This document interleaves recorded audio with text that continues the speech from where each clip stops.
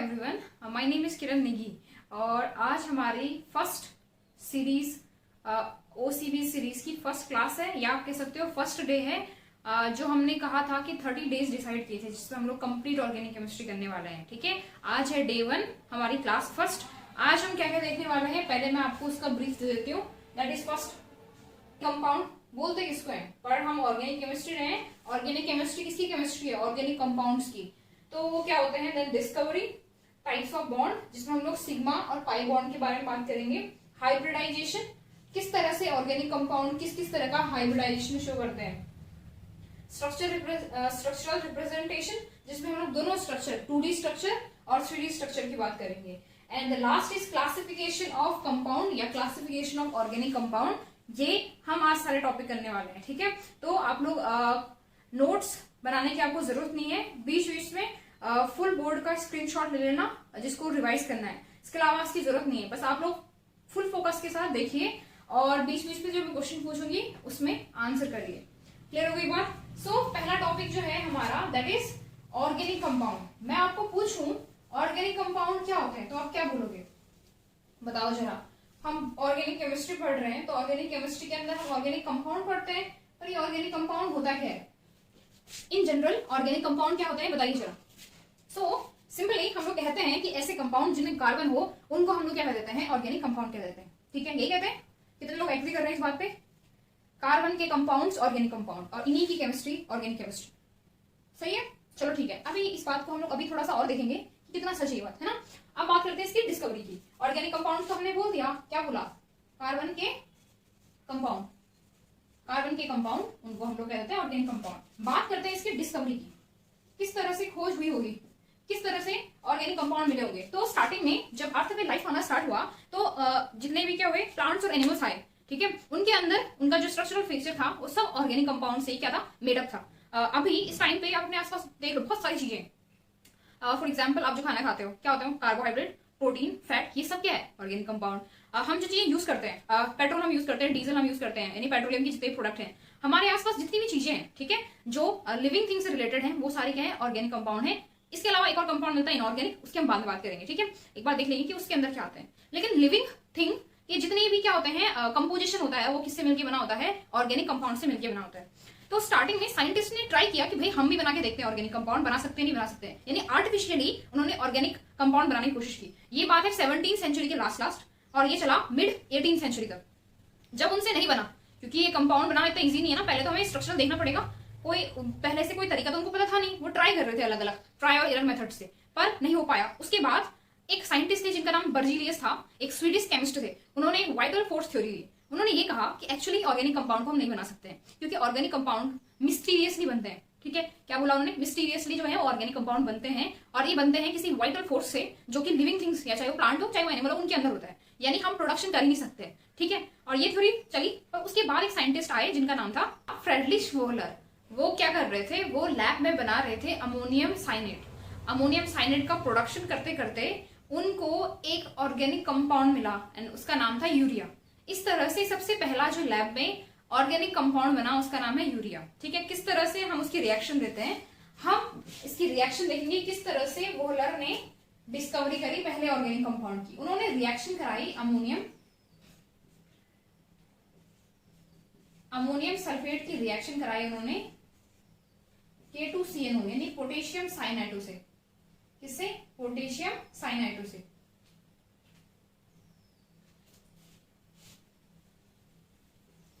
किससे, पोटेशियम साइनाइडो यानी KCnO। इसके हम नंबर 2 इसको बैलेंस करने के लिए। तो प्रोडक्शन हुआ किसका, रिएक्शन है डबल डिस्प्लेसमेंट।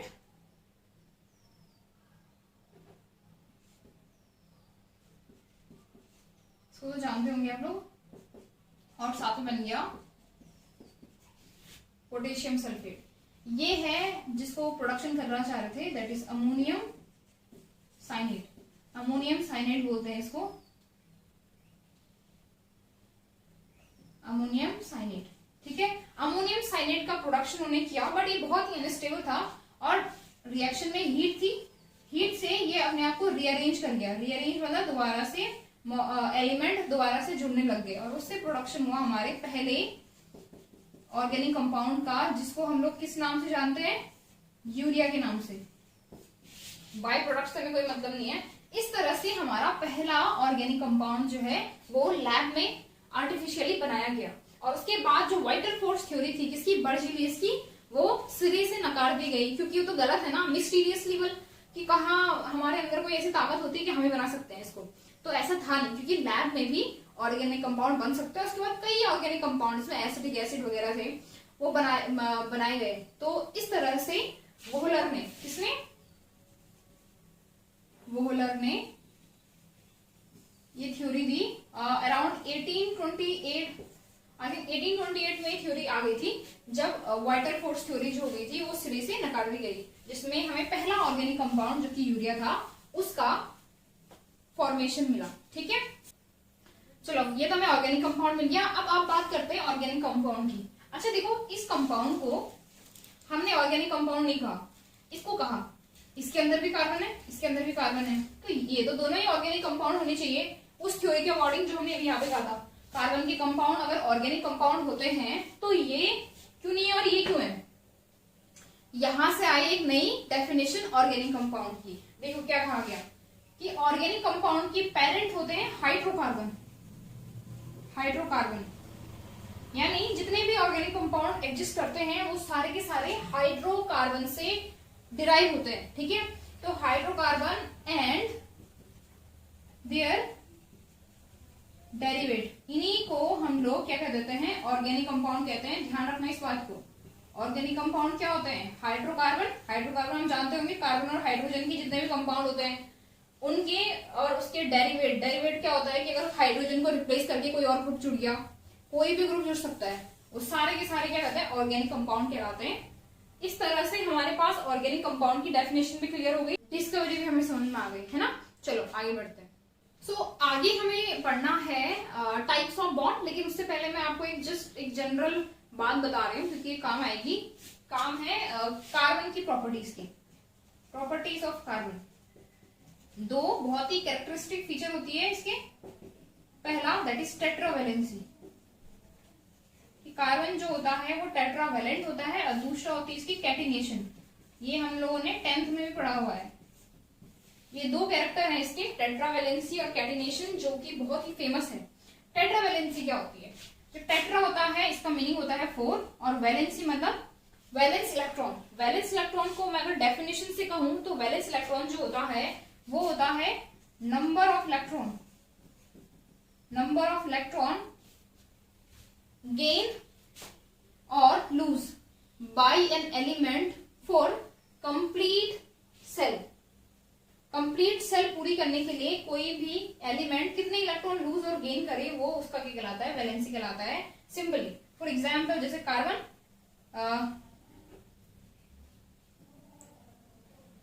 अगर हम बात करें कार्बन की तो कार्बन का एटॉमिक नंबर कितना होता है, 6, जिसको हम लिखते हैं इलेक्ट्रॉनिक कॉन्फ़िगरेशन में 2 और 4। अपने आप को ये कंप्लीट करने के लिए, कंप्लीट मतलब जिसके आसपास नोबल गैस है, कौन है, हीलियम, और दूसरा कौन है, नियॉन। हीलियम का होता है 2 और नियॉन का होता है 2, 8। तो ये चाहेगा मैं या तो इसकी तरह बन जाऊं या इसकी तरह, तो यही है। तो ये क्या करेगा, उसके लिए या तो 4 इलेक्ट्रॉन लूज करेगा तो इस पे कार्बन पे +4 आएगा, या ये 4 इलेक्ट्रॉन गेन करेगा और -4 इस पे आएगा। दोनों ही सिचुएशन इसके लिए बहुत डिफिकल्ट होते हैं। ध्यान देना, कार्बन के लिए दोनों ही सिचुएशन बहुत डिफिकल्ट होते हैं। क्यों होते हैं जरा कोई बताओ, किस लिए होते होंगे? क्यों कार्बन जो होता है ये पॉजिटिव चार्ज और नेगेटिव चार्ज गेन करना इसके लिए डिफिकल्ट होता है। हाँ, क्योंकि 4 इलेक्ट्रॉन लूज करने के लिए, ठीक है, इसको 4 पॉजिटिव चार्ज रखना पड़ेगा। पहले एक लूज करेगा, फिर जैसे दूसरा पॉजिटिव इस पर आता है तो पॉजिटिव आपस में रिपल करते हैं, ठीक है। +4 तक पहुंचना बहुत ही डिफिकल्ट होता है। सेम माइनस में भी होता है। इलेक्ट्रॉन गेन करने के लिए तो पावर चाहिए, एक माइनस पहले से है, जब दूसरा माइनस इस पर आता है तो वो एक दूसरे को रिपेल करते हैं। इस तरह से +4 ना ही +4 पॉसिबल होता है ना ही -4। इसलिए कार्बन के जितने भी कंपाउंड होते हैं वो कैसे होते हैं, कोवलेंट कंपाउंड बनाता है कार्बन, ठीक है। तो ये हुआ टेट्रावेलेंसी। कैटिनेशन क्या होता है? कैटिनेशन का मतलब होता है कार्बन का नेचर है कि वो अपने अपने ही एलिमेंट से, ठीक है, अपने ही एलिमेंट से लगातार बॉन्ड बना सकता है। और ये बॉन्ड जो होते हैं कई बार इनफाइनाइट हो जाते हैं, ठीक है, क्या हो जाता है, इनफाइनाइट। तो इस केस में जैसे पॉलीसेकेराइड जिनको बोलते हैं, ठीक है, पॉलीसेकेराइड जो होते हैं उनमें कार्बन जो होता है वो n नंबर ऑफ कार्बन से जुड़ जाता है। और n क्या होगा इस टाइम पे, वेरिएबल है, कितना भी हो सकता है। अब हमें पता करना है कि इसी में क्यों ये नेचर होता है। कार्बन की फैमिली में सिलिकॉन है, जर्मेनियम है, इनमें ऐसा नेचर क्यों नहीं है? तो इसका रीजन जो होता है दैट इज बॉन्ड स्ट्रेंथ। इसकी जो बॉन्ड स्ट्रेंथ होती है वो अच्छी खासी होती है, जो अराउंड 335 किलो जूल पर मोल होती है। ध्यान रखना इसको, ये नंबर याद करने की जरूरत नहीं है, ये ध्यान रखना। क्यों? कार्बन ही अपने पूरे ग्रुप में कैटिनेशन शो करता है, बाकी नहीं करते हैं। बाकी दो एलिमेंट से जुड़ने के बाद बॉन्ड बनाते ही नहीं है। तो उसका रीजन क्या होता है? Bond strength. क्या होती है? Bond strength. सो ये दो प्रॉपर्टीज मैंने आपको क्लियर कर दी, ये हमारे यूज में आएगी, तो इसलिए मैंने आपको बताया ये बात। अब बात करते हैं टाइप्स ऑफ बॉन्ड की। इसकी टाइप्स ऑफ बॉन्ड की। अच्छा बताओ कि बॉन्ड बोलते किसको है? अगर मैं आपसे पूछूं ये बॉन्ड बोलते हैं ना, बहुत single bond, double bond, triple bond. Bond अगर आपसे पूछा जाए क्या है तो क्या बोलोगे आप? बॉन्ड किसको कहते हैं? बॉन्ड क्या होता है? जब दो एलिमेंट एक दूसरे के नियर आते हैं ना और उन आपस में जुड़ जाते हैं तो कोई ना कोई रीजन तो होगा उनका एक दूसरे से अटैच होने का। हम लोग उसको अट्रैक्शन कहते हैं, है ना। इस अट्रैक्शन को हम लोग बॉन्ड के फॉर्म में कहते हैं, मतलब हम उसको बॉन्ड कह देते हैं। अट्रैक्शन फोर्स यानी बॉन्ड, जो कि उनको दो अलग अलग एलिमेंट्स को जोड़ के रखता है, उसको हम लोग बॉन्ड कहते हैं। क्लियर हो गई? टाइप्स ऑफ बॉन्ड में हम लोग दो बॉन्ड देखेंगे। One is sigma bond, sigma bond जिसको हम लोग रिप्रेजेंट करते हैं इस तरह से। दूसरा होता है पाई बॉन्ड। बहुत लंबे में नहीं जाना है, फटाफट इसको समझो। हम सिग्मा बॉन्ड को अगर बताएं तो कैसे बताएंगे? आप लोगों ने ऑर्बिटल्स पढ़े होंगे। ऑर्बिटल्स यानी s orbital, p orbital, d orbital, f orbital, जिसमें से आपके सिलेबस में केवल s और p ऑर्बिटल है। s ऑर्बिटल जो होता है वो इस तरह से दिखता है, यानी एकदम सर्कल में होता है पूरा। इसका जो इसके अंदर इलेक्ट्रॉन का जो पॉसिबिलिटी होती है कि s ऑर्बिटल के अंदर इलेक्ट्रॉन तो कहीं भी हो सकते हैं। इसी तरह से p जो होता है वो इस तरह से होता है, डम्पल शेप। इसमें इलेक्ट्रॉन पाए जाने की पॉसिबिलिटी इधर उधर होती है, ठीक है। जब दो ऑर्बिटल एक दूसरे के पास आते हैं तो आपस में क्या करते हैं? ओवरलैपिंग। इनऑर्गेनिक पड़ी होगी ना, ओवरलैपिंग करते हैं, जिससे बॉन्ड का फॉर्मेशन होता है। अगर ओवरलैपिंग कुछ इस तरह से हुई, यानी ये क्या है? p ऑर्बिटल, ये क्या है? s, ये sp ओवरलैपिंग हुई। इसी तरह से pp ओवरलैपिंग हो सकती है अगर इस तरह से हुई, यानी उन दोनों की जैसे दो बैल लड़ाई करते हैं ना, सर मिला के इस तरह से लड़ रहे हो, इस टाइप की जो ओवरलैपिंग होती है, इससे बनने वाले बॉन्ड को हम लोग सिग्मा बॉन्ड कहते हैं। क्या कहते हैं? Sigma bond. और ये ओवरलैपिंग कहलाता है axial overlapping, end to end overlapping. और एक और नाम होता है इसका, that is head overlap. Head वाला तो तुम्हें समझ में आ ही रहा है पहले से, है ना।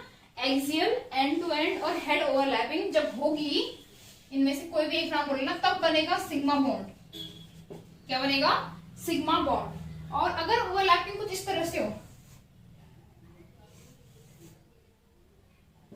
दो p ऑर्बिटल पैरेलल है एक दूसरे के, और तब जाके ओवरलैपिंग हो रही है, इसको हम लोग क्या कह देते हैं? Lateral overlap. क्या कह देते हैं? लेटरल ओवरलैप, ठीक है। और दूसरा हम इसको नाम से जानते हैं, दूसरा कहते हैं साइड वाइज ओवरलैपिंग, ठीक है। साइड वाइज, साइड कर रहा है ना, साइड वाइज ओवरलैपिंग। जब इस तरह की ओवरलैपिंग हो जिसमें केवल साइड किसी ऑर्बिटल की साइड ओवरलैप कर रहे हो, तो उसको क्या कह देते हैं? Pi bond. क्या कह देते हैं? Pi bond. क्लियर हो गई बात? सिग्मा बॉन्ड और पाई बॉन्ड में सिग्मा बॉन्ड जो है वो क्या होता है? जब दो ऑर्बिटल के हेड से हेड टकरा रहे हो, ठीक है, उसको कह देते हैं हम सिग्मा बॉन्ड। और जब उनकी साइड टकरा रहे हो तो उसको कह देते हैं पाई बॉन्ड। क्वेश्चन ये पूछा जाता है अगर कभी आया तो, that is why sigma bond. No, मैं कुछ और पूछती हूँ, चलो इसमें आप भी चेकिंग हो जाएगी। सिग्मा बॉन्ड और पाई बॉन्ड अगर आप इनको देख रहे हो तो इसमें कौन ज्यादा स्ट्रॉन्ग है? इनमें स्ट्रॉन्ग कौन है? तो स्ट्रॉन्ग पहले मैं बता देती हूँ कि डेफिनेशन क्या है, कैसे पता चलेगा। जिसमें जितनी अच्छी ओवरलैपिंग होगी, जिन ऑर्बिटल की जितनी अच्छी ओवरलैपिंग होगी वो उतना ज्यादा स्ट्रॉन्ग होगा। अब बताओ जरा, सिग्मा बॉन्ड और पाई बॉन्ड में स्ट्रॉन्ग कौन सा है? कहाँ पे ओवरलैपिंग आपको ज्यादा अच्छी से मिल रही है? सिग्मा बॉन्ड में ओवरलैपिंग ज्यादा बढ़िया होती है, इसलिए सिग्मा बॉन्ड जो होता है स्ट्रॉन्ग होता है। ध्यान रखना, ये इस तरह के क्वेश्चन भी आते हैं स्टेटमेंट वाले। Strong bond is more strong than pi bond. फिर हो गई बात, sigma bond is more stronger than pi bond. और इसी रीजन से आप लोग 12th की ऑर्गेनिक केमिस्ट्री में देखोगे कि जब भी बॉन्ड टूटता है, कोई डबल बॉन्ड है या ट्रिपल बॉन्ड है, उसमें जब भी कोई क्या होगा, बॉन्ड टूटेगा तो हमेशा पाई बॉन्ड पहले टूटता है। ठीक है, अब देखो जरा मैं आपको बताती हूँ। कार्बन और कार्बन ने बॉन्ड बनाया, पहला बॉन्ड हमेशा जो बनता है उसको बोलते हैं हम लोग सिग्मा बॉन्ड। दूसरा और जो तीसरा होता है, ये दोनों के दोनों क्या होते हैं? Pi bond. क्या होते हैं? Pi bond. इसको हमेशा ध्यान रखना, पहला बॉन्ड जो बनता है इसको बोलते हैं हम लोग सिग्मा बॉन्ड, और बाकी चाहे वो सेकेंड हो यानी डबल बॉन्ड हो या चाहे वो ट्रिपल बॉन्ड हो, वो क्या कहलाता है? पाई बॉन्ड कहलाता है। और अगर अटैक हुआ, चलो ये कोई ऑर्गेनिक कंपाउंड है, इस पर अटैक हुआ, पहला बॉन्ड कौन से टूटेगा? ये पाई, देन ये पाई, और फिर ये पाई में से कोई भी टूटेगा पहले, लेकिन पाई पहले टूटेगा, उसके बाद क्या टूटेगा? Sigma bond. क्लियर हो गई बात? ध्यान देना इसको। ये मैं अभी तुम्हें एक चीज और बता रही हूँ, उससे तुम्हें पता चलेगा कि किस तरह से होता है। जब पाई बॉन्ड बनता है, जब क्या बनता है? पाई बॉन्ड, तो इस तरह की ओवरलैपिंग का रिजल्ट किस तरह से आता है? हमें दिखता है कुछ इस तरह से, ये बराबर बनता है, थोड़ा ऐसे बनेगा इस तरह से। इसको बोलते हैं सॉसर टाइप। ये बादल जैसे बन जाते हैं, जैसे ये अर्थ है और अर्थ के चारों ओर एटमोस्फेयर होता है, उसी तरह से ये बॉन्ड, ये दो एलिमेंट है, उनकी चारों तरफ बादल जैसा बन जाता है पाई का। ठीक है, तो अगर हम पाई के 2-3 कैरेक्टर पढ़े, क्या पढ़े? 2-3 कैरेक्टर किसके? पाई के। पाई के कैरेक्टर आपको बहुत ही इंटरेस्टिंग लगेंगे। जहां पे भी पाई बॉन्ड बनता है, कहां पे बनता है जरा बताओ? पाई बॉन्ड, पाई बॉन्ड हमें दिखता कहां पे?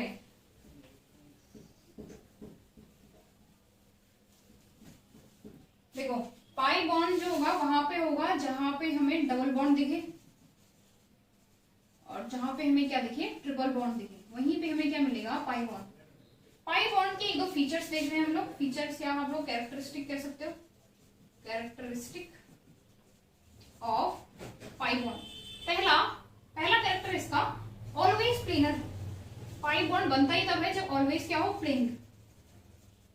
कहने का मतलब ये है कि अगर कोई बॉन्ड इस तरह से है कि वो एक प्लेन में नहीं है, ठीक है, तो पाई बॉन्ड नहीं बन पाएगा।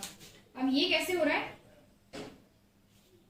माना 2 एलिमेंट है, कार्बन और कार्बन, ठीक है, ये इसके ऑर्बिटल है और ये इसका ऑर्बिटल है, इनको पाई बनाना है। ठीक है, ये इससे ओवरलैप करेगा, ये इससे ओवरलैप करेगा, मतलब ये साइड से इस साइड से, तभी जाके एक पाई बॉन्ड बनेगा। क्या बनेगा? एक पाई बॉन्ड बनेगा।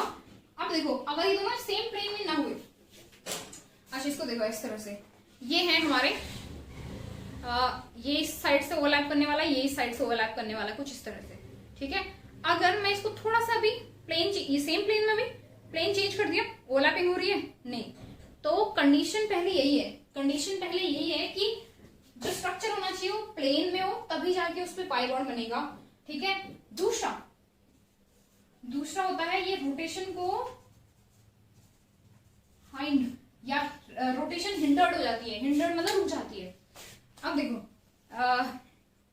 ये कोई बॉन्ड था, ठीक है, बॉन्ड है, और इस पे हमने बना दिया ये पाई। इस सिंगल पाई है, दोनों साइड उसने क्या कर रखा? ओवरलैप कर रखा है। क्या ये रोटेशन है इस बॉन्ड में पॉसिबल? अगर मैंने रोटेशन करने की कोशिश की थी तो या तो इधर से टूटेगा या इधर से टूट जाएगा। जैसे ही टूटेगा, दोनों साइड से ओवरलैप होना चाहिए, तभी बॉन्ड बनेगा। तो इसमें दूसरा फीचर है इसका, रोटेशन जो हो जाती है वो क्या जाती है? हिंडर्ड। ये ध्यान रखना कि अगर हम बात करेंगे सिंगल बॉन्ड की, तो वो तो किधर को भी घूमे, उसमें कोई प्रॉब्लम नहीं है। लेकिन जहां पर भी पाई बॉन्ड की बात आएगी, जहां पर भी पाई बॉन्ड की आएगी, रोटेशन क्या हो जाएगी?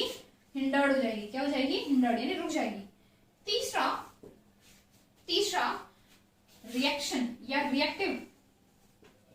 Reactive site of multiple bond यानी जहां पे डबल और ट्रिपल बॉन्ड हो इज ऑलवेज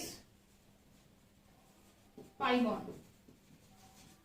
अब ये लाइन और जहां पे मैंने तुम्हें स्ट्रेंथ की बोली थी ना सेम है अगर आप समझ पाओ, लेकिन यहाँ पे मैं तुम्हें दूसरे तरीके से समझाती हूँ।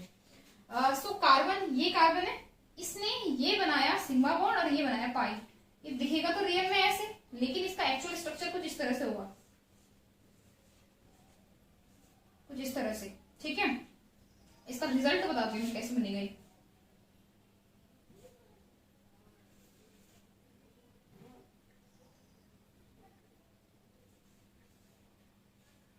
ये तो बन गया सिग्मा बॉन्ड, और पाई कैसे बनेगा, अभी बताया था हमने, पाई सॉशर शेप्ड होता है इस तरह से। सिग्मा को तो तुम ऐसे भी दिखा लो, उससे कोई फर्क नहीं पड़ता। अब कोई अटैक करने के लिए आया इस पे, अटैक करने के लिए करते क्या है वो, बॉन्ड तोड़ेगा। तो कौन सा बॉन्ड उसको पहले दिखेगा बताओ जरा, ये दिखेगा ना ऑब्वियसली, बाहर का तो दिखेगा, यही इसमें इसको फोड़ेगा वो, पहले पाई को मारेगा। पाई जैसे मरेगा तब जाके सिग्मा पे अटैक होगा। तो यही तो ये लाइन कह रही है, that reactive side of a multiple bond is always pi bond. हमेशा मल्टीपल बॉन्ड वाले कंपाउंड में जब भी रिएक्शन होगी पहले किस पे होगी, पाई पे, और पाई कमजोर भी है। सो हमने बॉन्ड्स की बात कर ली, अब हम चलते हैं किस पे, हाइब्रिडाइजेशन पे। तो ये हाइब्रिडाइजेशन तो आप लोगों ने सुना होगा ना पहले। हाइब्रिडाइजेशन क्या होता है, कितने टाइप का होता है बताओ जरा, कोई बताना चाहेगा। हाइब्रिडाइजेशन सुना है तुम लोगों ने, sp, sp2, sp3, इस तरह से कुछ हाइब्रिडाइजेशन हम लोगों ने वेस्टर थ्योरी में पढ़ा था ये चीज। मैं यहाँ पे बात कर रही हूँ क्योंकि हमें बात करनी है किसकी, ऑर्गेनिक कंपाउंड की। और ऑर्गेनिक कंपाउंड के पेरेंट्स कौन है, कहाँ से आता है हमारे पास ऑर्गेनिक कंपाउंड, हाइड्रोकार्बन से। कहाँ से आता है, हाइड्रोकार्बन। और हाइड्रोकार्बन हम लोगों ने पढ़ रखे हैं 3 टाइप के होते हैं। कौन से, एल्केन जिसमें सारे सिंगल बॉन्ड होते हैं, जिसमें फॉर्मूला CnH2n+2 होता है, और यहाँ पे n की जगह पे आप 1, 2 एंड सो ऑन लिख सकते हो कुछ भी। दूसरा जो है हमने पढ़े हैं दैट इज एल्कीन, जहां पे डबल बॉन्ड होगा एटलीस्ट एक, फॉर्मूला होता है CnH2n, जहां पे n 2 से स्टार्ट होता है and so on 2, 3, 4। Third is alkyne, जहां पे CnH2n-2, एटलीस्ट एक ट्रिपल बॉन्ड होना चाहिए ऑर्गेनिक कंपाउंड में, कार्बन में, और n यहाँ पे भी 2 से स्टार्ट होता है एंड सो ऑन।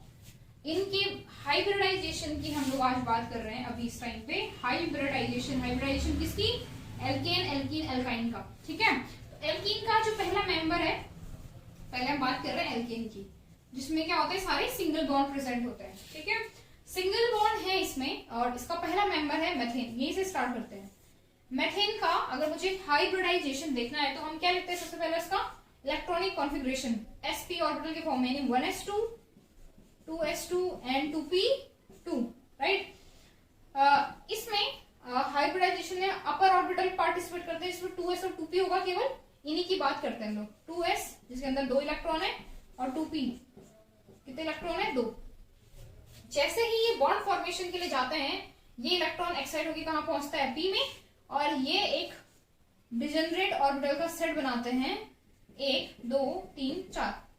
ध्यान रखना, सिग्मा बॉन्ड जो होते हैं वो उतने ही होते हैं जितने क्या हो उसके अंदर, जितने उसके अंदर अनपेयर इलेक्ट्रॉन हो, जब उनसे कुछ ना कुछ एलिमेंट अटैच हो जाए। ठीक है, तो यहाँ पे कितने बॉन्ड बनाएगा, 1, 2, 3, 4, और हाइड्रोजन कितने हैं, 4। अगर आप हाइड्रोजन को देखो तो हाइड्रोजन के पास एक ही इलेक्ट्रॉन होता है, यानी 1s1। इसको स्टेबल होने के लिए 1 इलेक्ट्रॉन चाहिए, और इसको स्टेबल होने के लिए 4 इलेक्ट्रॉन चाहिए। तो हर एक हाइड्रोजन यहाँ पे क्या होता रहेगा, अपना इलेक्ट्रॉन देता जाएगा, और इस तरह से पेयर बन जाएगा। तो कौन से ऑर्बिटल ने पार्टिसिपेट किया, s ने, 3p ने, क्या बन गया, sp3 ऑर्बिटल। इस तरह से एल्केन, जितने भी आपको एल्केन मिलेंगे जहां पे सारे सिंगल बॉन्ड हैं, उनमें जो हाइब्रिडाइजेशन है वो कौन सा है, sp3। ठीक है, लेकिन हमारे लिए इससे ज्यादा इंपॉर्टेंट ये है कि sp3 का शेप कैसा होता है। तो आप लोगों ने क्यूब देखा है, क्यूब जिसमें क्या होता है, सारे साइड, मैं इसको डायग्राम से बना के दिखाती हूँ आपको। क्यूब कुछ इस तरह से होता है, क्यूब में कॉर्नर जो होते हैं वो टोटल 8 होते हैं। अब इसका जो टेट्राहेड्रल से है इसका इस मीथेन से क्या कनेक्शन है मैं बताती हूँ। तो बीच में आप मान लो कार्बन है, क्या मान लो कार्बन है, और इसका अल्टरनेट कॉर्नर लो, जैसे मैंने ये कॉर्नर लिया, ये छोड़ दिया, ये लिया, ये छोड़ दिया, ऐसी ये है तो इसको इसमें ले लिया, ये था इसमें तो इसमें ले लिया। ये 4 कॉर्नर्स लेके हमने ये शेप बना दिया और इन 4 कॉर्नर पे रहते होंगे हाइड्रोजन, और ये शेप होता है किसका, जब sp3 हाइब्रिडाइजेशन होता है, जैसे क्यूब का अल्टरनेट कॉर्नर, और इसको बोल देते हैं टेट्राहेड्रॉन, और इस शेप को हम लोग कहते हैं टेट्राहेड्रल शेप सॉरी। इस तरह से जहां पे भी एल्केन मिलेगा यानी कार्बन जो होगा वो सिंगल बॉन्ड शो कर रहा होगा सारे, वहां पे जो स्ट्रक्चर होगा वो टेट्राहेड्रल होगा, ठीक है। और टोटल बॉन्ड कितने बना रहा होगा कार्बन, 4, और चारों के चारों जब 4 बॉन्ड बन रहे हैं इसका स्ट्रक्चर कुछ इस तरह से दिख रहा होगा। इसके बीच में जो बॉन्ड एंगल है वो भी आपको याद रखना है 100 डिग्री 28 100, इसका जो बॉन्ड एंगल है वो होता है 100 के आसपास, ठीक है, और 100 डिग्री 28 मिनट, ठीक है। ये इसका क्या है बॉन्ड एंगल, हाइब्रिडाइजेशन क्या है sp3, और स्ट्रक्चर का नाम है टेट्राहेड्रल, ये आपको याद रखना है। और ये हर कार्बन पे लागू होगा जब तक कि उसमें सिंगल बॉन्ड मिल रहे होंगे, यानी वो टोटल 4 बॉन्ड बना रहा होगा। अब 4 बॉन्ड ये है कैसे, सिंगल सिंगल सिंगल सिंगल, यानी इसमें नंबर ऑफ सिग्मा बॉन्ड कितने हैं, 4 सिग्मा बॉन्ड है इसमें, और इस तरह के क्वेश्चन है आपके पास आते हैं, ठीक है। दूसरा इसका सेकंड मेंबर होता है एथेन। क्या होता है एथेन, जरा एथेन के बॉन्ड गिनो जरा। एथेन में आपको इसका स्ट्रक्चर बता देती हूँ, दैट इज CH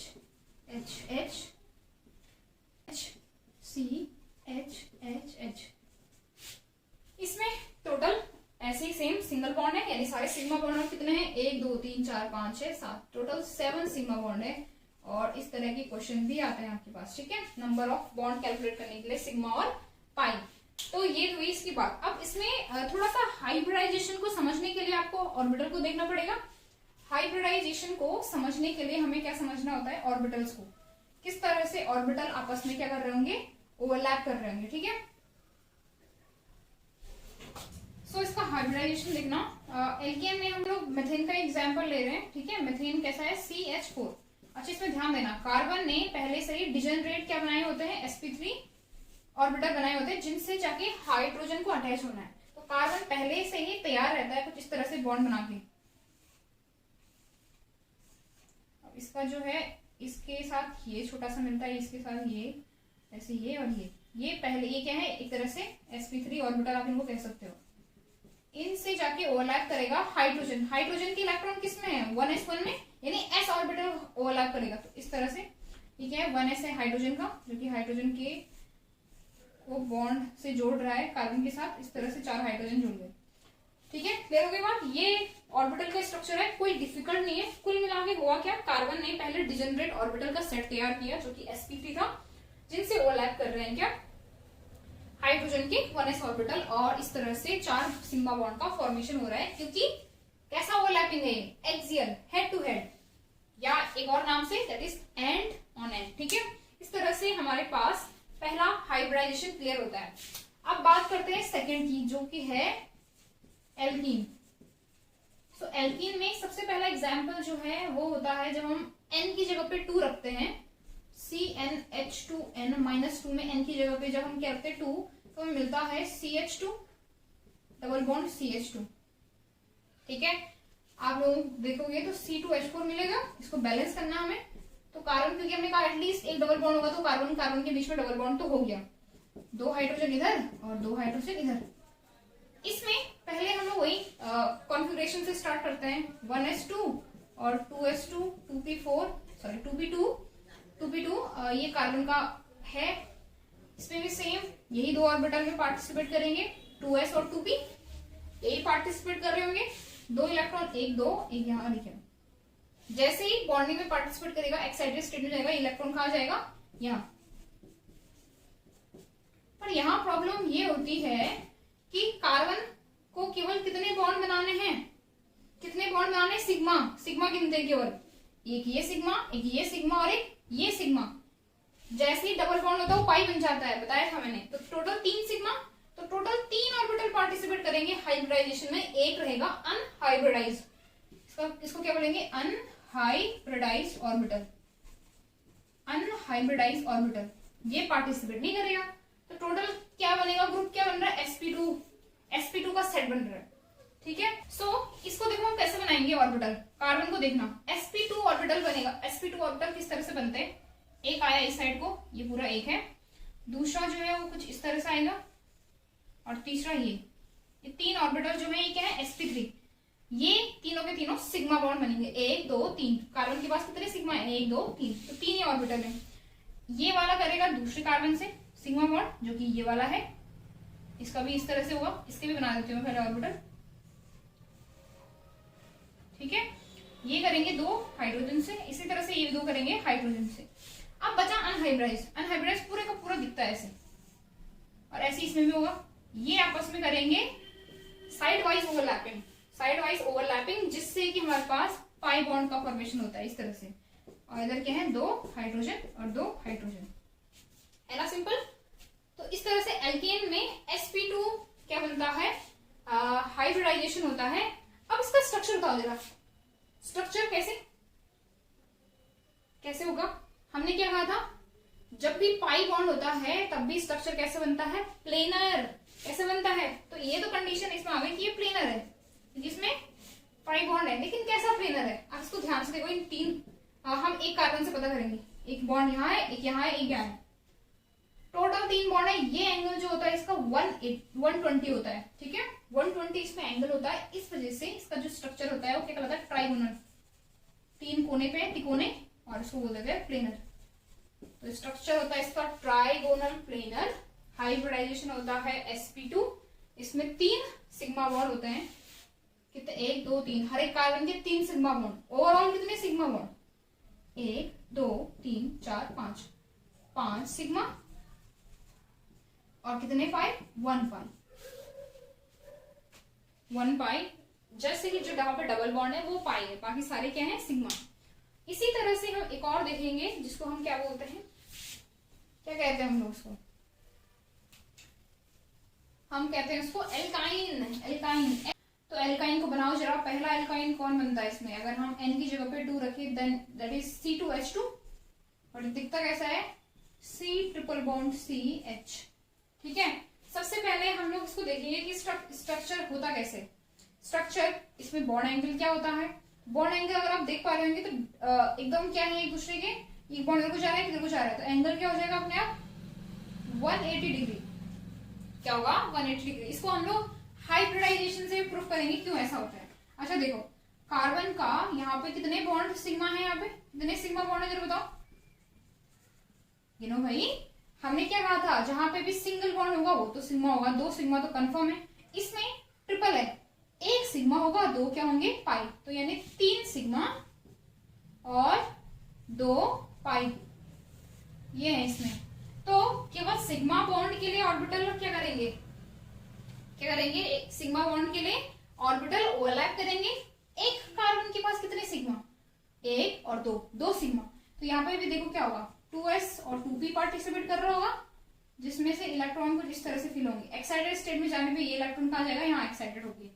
केवल 2 ऑर्बिटल, एक कार्बन के 2 ऑर्बिटल जा रहे हैं, तो ये 2 तो जाएंगे, यानी ये दोनों क्या बन जाएंगे बताओ जरा, क्या बोलते हैं इसको, अनहाइब्रिडाइज ऑर्बिटल। क्या कहेंगे, अनहाइब्रिडाइज ऑर्बिटल। क्यों, क्योंकि ये सिग्मा बॉन्ड नहीं बना रहे हैं। तो इसको हम लोग क्या कहेंगे, sp वो ऑर्बिटल्स बन गए। बनाओ जरा भाई कार्बन का स्ट्रक्चर।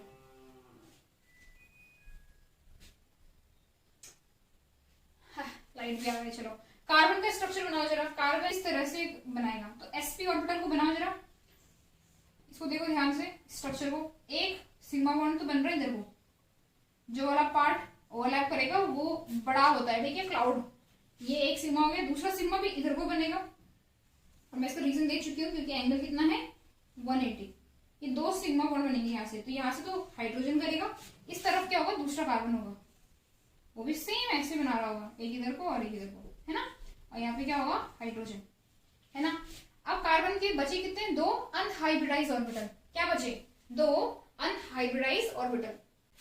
2 अनहाइब्रिडाइज, इनको बनाएंगे कैसे, एक तो जाएगा ऐसे स्ट्रेट, अनहाइब्रिडाइज है तो एक तो सिंपल जैसे डम्बल शेप होता है वैसे दिखेगा, और दूसरा जाएगा इस तरफ को, ठीक है, ये बन गया इसके 2 अनहाइब्रिडाइज। इसके 2 अनहाइब्रिडाइज कैसे बनेंगे, एक ये और एक ये आपस में क्या करते हैं, पैरेलली ओवरलैप करते हैं, ये करता है इससे और ये करता है इससे, ठीक है।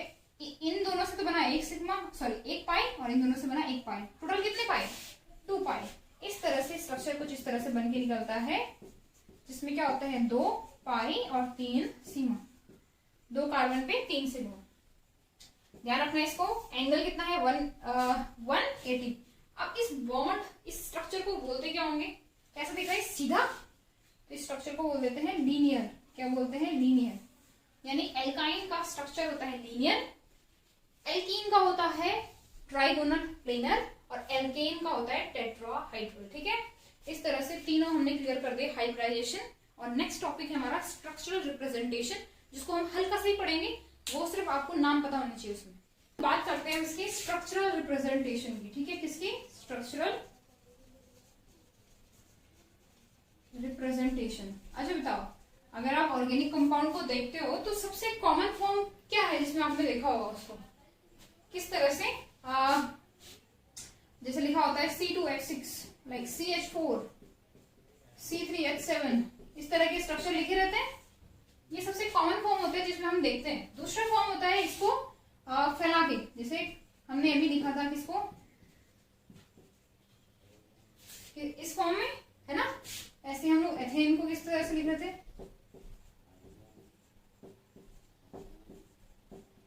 इस तरह से, या कुछ इस तरह से,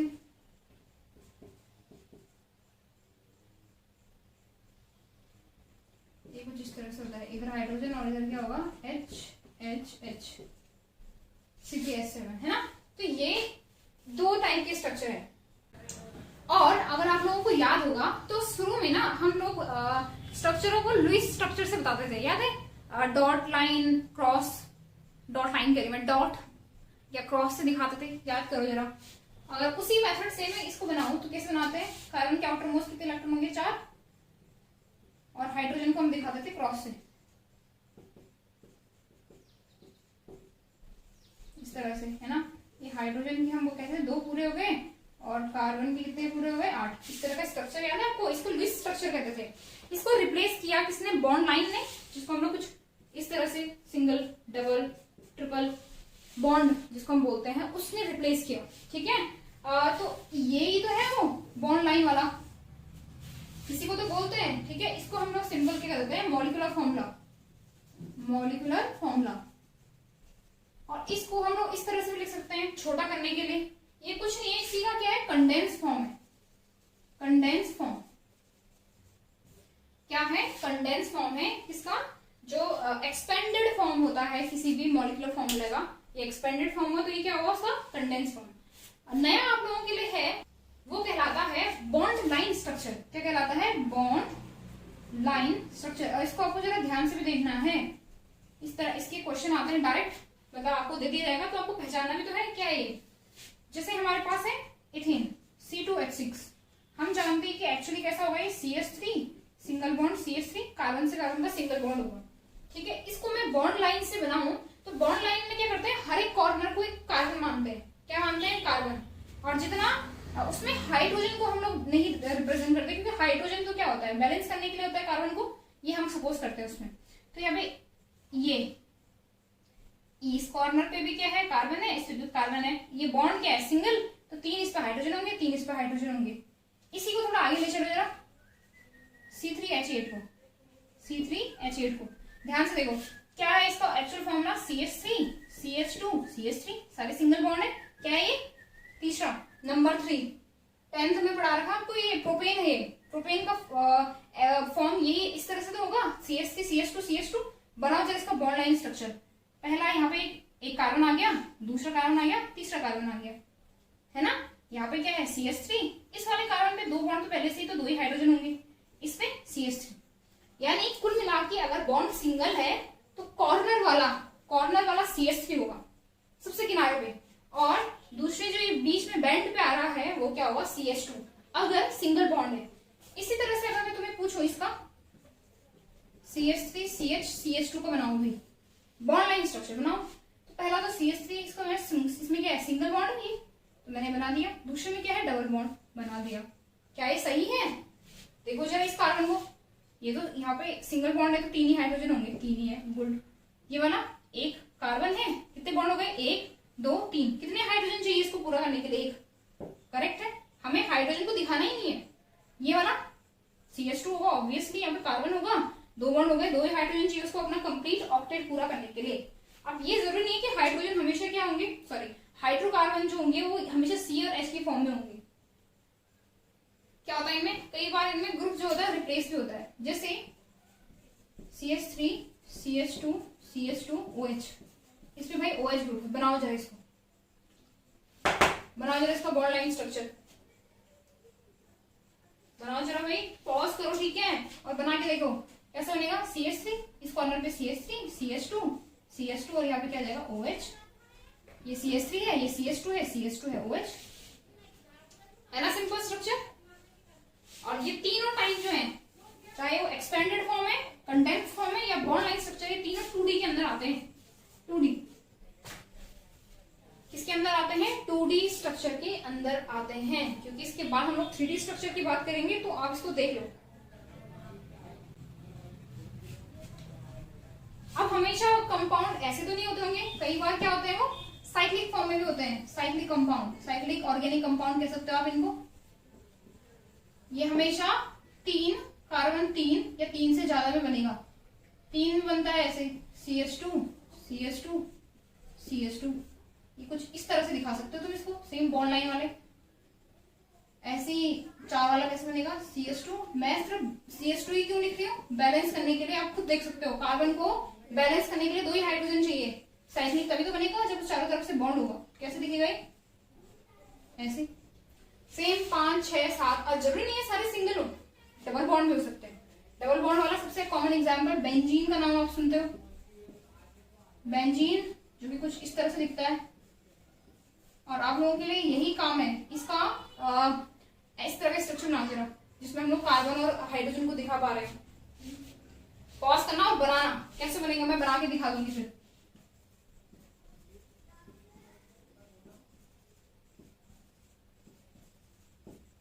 बैलेंस करके देख लेना, हर एक कार्बन के 4 बॉन्ड होने चाहिए, that's it, that is benzene. इस तरह से साइक्लिक ऑर्गेनिक कंपाउंड भी मिलते हैं, किसके, बॉन्ड लाइन स्ट्रक्चर के, चाहे वो किसी फॉर्म में हो, चाहे तुम उसको कंडेंस्ड फॉर्म में लिखो, एक्सपेंडेड फॉर्म, ये that is expanded form, expanded form या बॉन्ड लाइन स्ट्रक्चर। क्लियर हो गई बात। अब थोड़ा सा 3D स्ट्रक्चर पे जाते हैं, जो थोड़ा सा कॉम्प्लिकेटेड भी है, ये तो आप लोग पहले से देखते हुए आ गए हो, इसलिए थोड़ा आप लोगों के लिए सिंपल भी था होगा, है ना। किसी को पता है सॉलिड फॉर्म में अगर मुझे इसको सॉलिड पोस्ट में दिखाना होगा 3D समझते हो, ये बोर्ड क्या है इस टाइम पे, 2D या 3D, कैसा है बताओ भाई। नेक्स्ट है 3D, क्या है 3D, इसका सबसे नॉर्मल तरीका, ये वैसे बहुत डिफिकल्ट है क्योंकि हमारे पास जो पेज है, जो आप लोग कॉपी में काम करते हो, या ये बोर्ड है, ये क्या है 2D है, और 3D के लिए हमें एक और प्लेन देना पड़ता है, तो हम इसमें तो कर नहीं सकते हैं, लेकिन हमने एक तरीका निकाला जिसको बोलते हैं हम लोग solid and dash wedge structure, solid and dash wedge structure, जिसमें अगर कोई बॉन्ड जो है वो प्लेन से बाहर आ रहा है, क्या आ रहा है, प्लेन से बाहर आ रहा है, तो उसको हम कुछ इस तरह से दिखाते हैं सॉलिड लाइन से, और अगर वो प्लेन से अंदर हो, यानी कॉपी से अंदर की तरफ जा रहा है, तो हम उसको दिखाएंगे कुछ इस तरह से।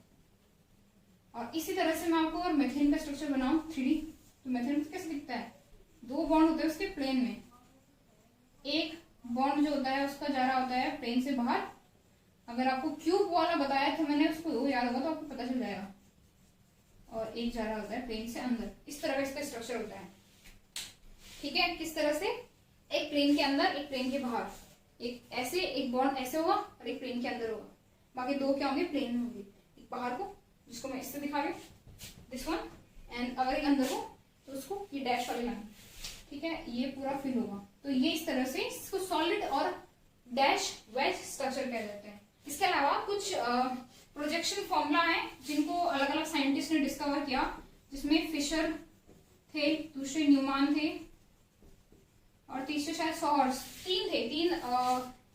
तीन साइंटिस्ट थे जिन्होंने क्या किया, स्ट्रक्चर पे, ठीक है, जैसे मैंने ये एक्चुअल स्ट्रक्चर लिया इसका जो हमने बना रखा है किसी भी मेथड के थ्रू, इस पे रे ऑफ लाइट डाली और ये इसका रे से यहाँ पे छाया बन रही है। अभी छाया किस पे बन रही है, 2D पे। उसी छाया के बेसिस पे उन्होंने क्या बनाया, 3D स्ट्रक्चर के 2D स्ट्रक्चर बनाए, जिसके थ्रू हम लोग बताते हैं। बट ये आपकी सिलेबस में नहीं है तो इसलिए मैं इन पे ज्यादा डिस्कशन नहीं कर रही हूँ। इन केस किसी को जानना है तो आप लोग व्हाट्सएप या टेलीग्राम ग्रुप पे मैसेज करना, हम थोड़ा सा बता देंगे कि किस तरह से बनाए जाते हैं, लेकिन इस पे लंबा हम कुछ नहीं करने वाले, ठीक है। फिशर, न्यूमान और सॉर्स हैं एक और। तो ये थे 3D स्ट्रक्चर। इन 3D स्ट्रक्चर को क्लास में ना कई बार अलग अलग मॉडल से दिखाते हैं, ठीक है। उसमें सबसे पहले एक बॉल एंड स्टिक मॉडल आता है, जैसे कार्बन को एक बॉल बना दिया, हाइड्रोजन को भी बॉल बना दिया, अलग अलग कलर के बॉल, शेप और साइज ध्यान रखने, इस तरह से बॉल एंड स्टिक। इसी तरह से दो और होते हैं, एक होता है फ्रेमवर्क जिसमें सिंपल स्टिक से मैं समझा दिया, ठीक है, और एक बिना स्पेस के बड़े बड़े बॉल ले लिया, कुछ इस तरह से इनका अटैच करके दिखा दिया। अलग अलग टाइप के मॉडल्स हैं। जब बड़ी क्लासेस में आप लोग ऑर्गेनिक पढ़ोगे तो आपको इसी तरह के मेथड से सिखाते हैं हम लोग, कि ताकि आप एंगल्स को, रिपल्शन को सब देख सको। फिलहाल स्ट्रक्चरल रिप्रेजेंटेशन हम यहीं पे खत्म कर रहे हैं। अब बात करते हैं क्लासिफिकेशन की। अब है क्लासिफिकेशन, ठीक है। क्लासिफाई कर रहा है हमने ऑर्गेनिक कंपाउंड को। इसका एक ब्रीफ वीडियो मैं पहले ही बना चुकी हूँ, ठीक है, तो आप लोग उसको डिस्क्रिप्शन में उसका लिंक लेके पढ़ सकते हो पढ़ना है तो। जिसको पहले से पता है, रिवीजन के लिए पढ़ रहे हो तो इतना काफी है जो मैं बता रही हूँ, ठीक है। क्लासिफिकेशन, सबसे पहले हम लोग ऑर्गेनिक कंपाउंड को क्लासिफाई करते हैं किस बेसिस पे, उनका स्ट्रक्चर कैसा है, रिंग वाला है या विदाउट रिंग वाला है, यानी असाइक्लिक और साइक्लिक। ये तो बहुत ही क्लियर है, राइट। असाइक्लिक यानी जिसमें सिंपल चेन स्ट्रक्चर है, CH3 CH3 CH2 CH3 इस तरह की। और शब्द देखो, इसमें दो टाइप के आ जाते हैं, ये दैट इज चेन और ब्रांचिंग भी पॉसिबल है इसमें असाइक्लिक में। दूसरे होते हैं साइक्लिक। इनको डिवाइड करते हैं हम लोग दो पार्ट में, इनके अंदर मिलने वाले कंपाउंड के बेसिस पे। पहला होता है होमोसाइक्लिक, जिसके अंदर केवल कार्बन और हाइड्रोजन प्रेजेंट हो। अगर कार्बन और हाइड्रोजन के अलावा कोई भी अदर एलिमेंट है, लाइक ऑक्सीजन, नाइट्रोजन, फ्लोरीन, तो हम उसको कहते हैं हेट्रोसाइक्लिक। क्या कहते हैं, हेट्रोसाइक्लिक। इन्हीं को हम लोगों को देखना, ये तो क्लियर हो चुका है, ये तो बहुत ही सिंपल है। होमोसाइक्लिक जो है सबसे इंपॉर्टेंट है और मैं बताऊंगी क्यों, कैसे, ठीक है। होमोसाइक्लिक को एक और नाम से जानते हैं, दैट इज कार्बोसाइक्लिक, क्योंकि कार्बन की साइकिल नहीं है। हाइड्रोजन तो केवल क्या कर रहा होता है, बैलेंस कर रहा होता है। सो कार्बोसाइक्लिक जो होता है ये डिवाइड होता है दो पार्ट में, ध्यान से देखना इसको, दो पार्ट में। फर्स्ट इज एलिसाइक्लिक और दूसरा होता है एरोमेटिक। एलिसाइक्लिक और दूसरा क्या होता है, एरोमेटिक। एलिसाइक्लिक किसको बोलते हैं जरा बताओ, एलिसाइक्लिक क्या होता है, ऐसे साइक्लिक ऑर्गेनिक कंपाउंड जिनमें क्या हो, 3 या 3 से ज्यादा कार्बन हो, या क्या हो, डबल बॉन्ड हो, ट्रिपल बॉन्ड में प्रेजेंट हो, सब चलेगा, सबके सब इसके अंदर आते हैं। इनको छोड़ के इसको समझ लोगे तो बाकी जो बचे इसके अंदर आ जाते हैं। जैसे हमने क्या बनाया था, ये 3 कार्बन वाला रिंग, CH2 वाला था। इसका नाम अभी बता के, वैसे आप लोगों को थोड़ा कंफ्यूजन ना हो, अगर इसको आईपीएससी नहीं आती है उसको इग्नोर कर लेना। साइक्लोप्रोपेन, साइक्लो यानी साइक्लिक है और 3 कार्बन है तो प्रोपेन ही क्यों, सारे सिंगल बॉन्ड है। इसी तरह का ये क्या है, ये एग्जिस्ट नहीं करता, पर इसका नाम क्या होगा बताओ जरा, साइक्लोप्रोपीन, दैट इज साइक्लोब्यूटेन। अगर आपको नहीं पता है नाम, दैट इज ओके, हम लोग आईपीएससी करेंगे। पेंटेन, सारे स्ट्रक्चर जो होते हैं जिनमें की सिंगल या डबल बॉन्ड होते हैं और वो एरोमेटिक नहीं होते हैं, वो सारे एलिसाइक्लिक के अंदर आते हैं, ठीक है। वो सारे किसके अंदर आते हैं, एलिसाइक्लिक के अंदर। मैं आपको एक दो एग्जांपल अच्छे से बताती हूँ ताकि आप लोग इसमें कंफ्यूज ना हो। ये इसके अंदर नहीं है, हाँ, ये क्या है, इसको बोलते हैं हम लोग साइक्लोब्यूटेन।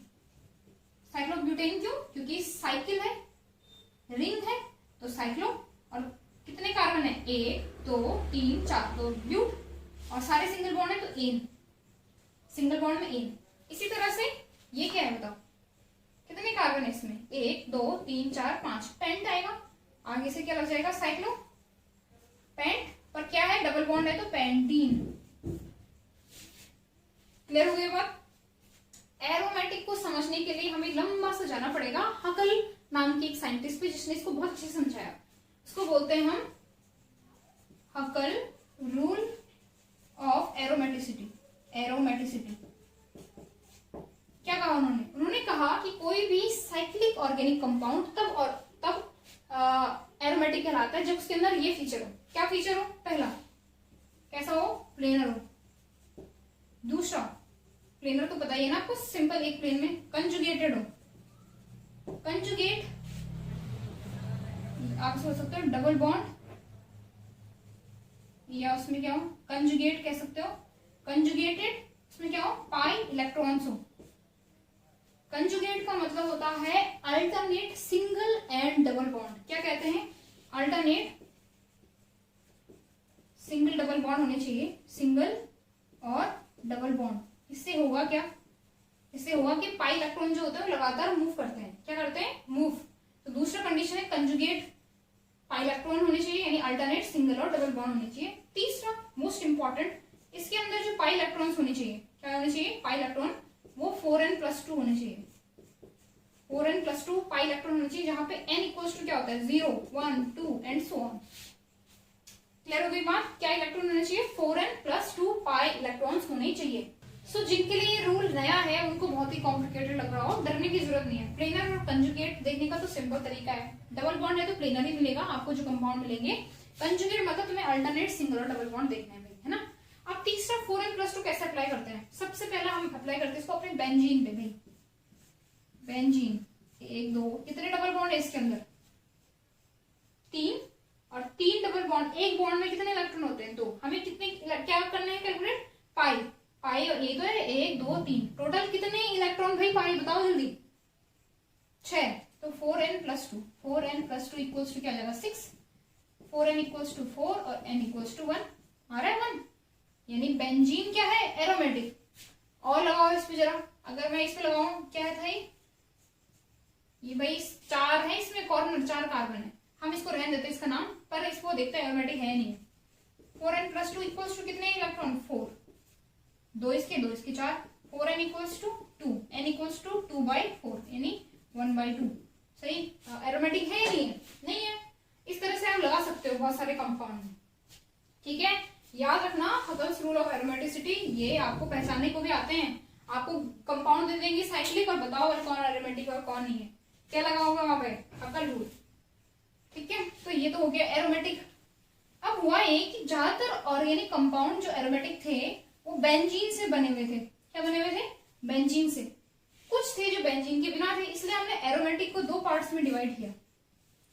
कौन से 2 पार्ट्स में, एक जिनके अंदर बेंजीन था उनको कहा बेंजोइड एरोमेटिक ऑर्गेनिक कंपाउंड, दूसरे थे नॉन बेंजोइड जिनमें benzene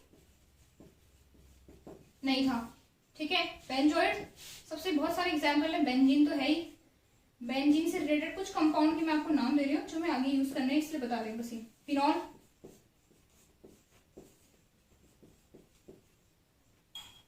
NH2 that is aniline. ऐसी बेंजीन का कॉपी पेस्ट करके बना हुआ स्ट्रक्चर, क्या बोलते हैं इसको, नेफ्थलीन।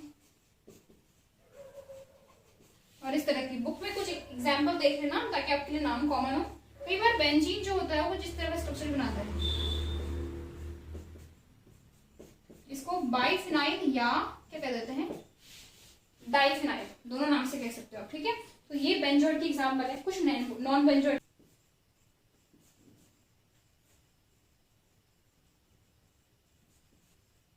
सात है, ठीक है, टोटल कार्बन 7, और इस तरह को 4 है, तो ये कुछ इस तरह का स्ट्रक्चर बनाता है। अल्टरनेट बनने चाहिए, हाँ। और ये हो गया, दैट इज एजुलिन। इसी तरह से प्रोपेलिन भी होता है,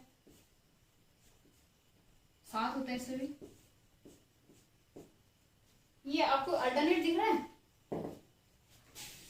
अल्टरनेट का मतलब मैंने क्या कहा था, पाई इलेक्ट्रॉन घूम सके देखो single double single double single double, देखने का तरीका, इसका नाम क्या होता है, ट्रोपोन, होता है ट्रोपोन। ठीक है, नेक्स्ट हेट्रोसाइक्लिक, ये तो क्लियर हो गया ना। हेट्रोसाइक्लिक में हमने क्या कहा था, कार्बन और हाइड्रोजन के अलावा कोई और क्या मिलेगा, रिंग में कोई और क्या मिलेगा, एलिमेंट मिलेगा। फॉर एग्जाम्पल इसमें ये होता है फ्यूरेन, और एक ये बहुत ही कॉमन एग्जाम्पल है, कौन जानता है इसको, कौन है, पायरिडीन। बायो वालों को पूछना क्या होता है पायरिडीन। ये दोनों हेट्रोसाइक्लिक के एग्जाम्पल है, क्योंकि रिंग में कार्बन को रिप्लेस कर दिया है नाइट्रोजन और हाइड्रोजन ने। सो ये थी आज क्लास। ठीक है, आप लोगों के लिए क्वेश्चन कम्युनिटी में मैं भेज रही हूँ थोड़ी देर में, तब तक आप लोग अच्छे से इसको रिवाइज कर लेना। ठीक है, क्वेश्चन अटेम्प्ट करना, बाकी सॉल्यूशन तो मैं आपको बताऊंगी, बट फोकस रखना, फोकस, ऑर्गेनिक कंप्लीट करनी है। ठीक है।